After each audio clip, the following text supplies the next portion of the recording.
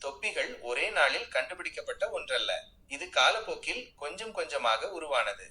ஆரம்ப காலம். முதலில் சூரியன், மழை, குளிர் போன்ற இயற்கை சீற்றங்களிலிருந்து பாதுகாத்துக் கொள்ள தொப்பிகள் பயன்படுத்தப்பட்டன.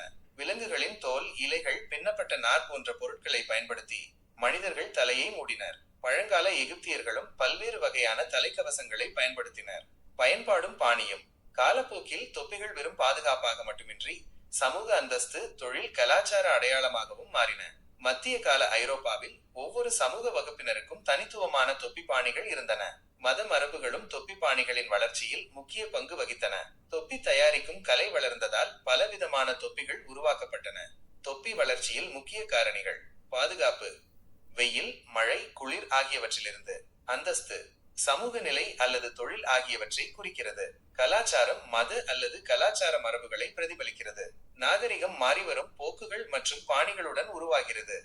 சுருக்கமாக, மனித நாகரிகத்துடன் சேர்ந்து தொப்பிகளும் வளர்ந்துள்ளன. நம் உலகை வடிவமைத்த பல்வேறு கலாச்சாரங்களை பிரதிபலிக்கும் விதமாக தொப்பிகள் மாறியுள்ளன.